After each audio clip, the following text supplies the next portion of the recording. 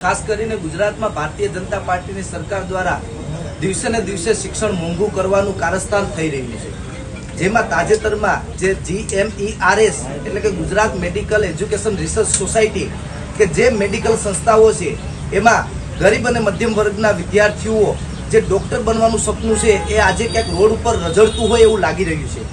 તાજેતરમાં જે એજ્યુકેશન જે સોસાયટી છે એના દ્વારા જે ગત વર્ષે 3,30,000 રૂપિયા ફીમાં એક વર્ષ હતું, આજે એ સીધો 70 થી 80% વધારો એટલે કે 5,50,000 રૂપિયા જેટલો કરી દીધો। મેનેજમેન્ટ કોટામાં જે 5,50,000 હતો એને બદલે ડાયરેક્ટ 17 લાખ રૂપિયા જેટલો ફી વધારો કરી અને ક્યાંક ને ક્યાંક ગરીબ અને મધ્યમ વર્ગના વિદ્યાર્થીઓ અને વાલીઓ કે જે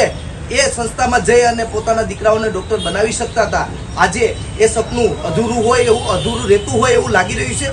ગત વર્ષે તાજુબની વાત એ છે કે ગત વર્ષે પણ આ સેમ પરિપત્ર કરવામાં આવ્યો હતો, માત્ર ને માત્ર ખાલી તારીખ બદલવામાં આવી, પણ ગત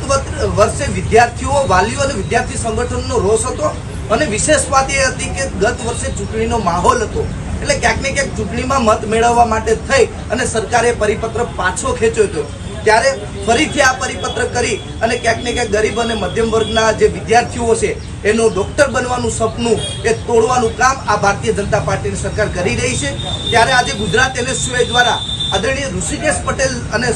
મુખ્યમંત્રીને એક મેલ દ્વારા રજૂઆત કરી છે કે ભાઈ તાત્કાલિક જે આ ફી વધારો છે એ પાછો ખેંચવામાં આવે, બાકી આવનારા દિવસોમાં ગુજરાત NSUI ઉગ્રથી ઉગ્ર આંદોલન કરશે અને વિદ્યાર્થીઓ અને વાલીઓ માટે રોડ ઉપર ઉતરવું પડે, જે આંદોલન કરવું પડે, પણ ફી પાછી ખેંચાવીને ગુજરાત NSUI જંપી છે। ઓકે।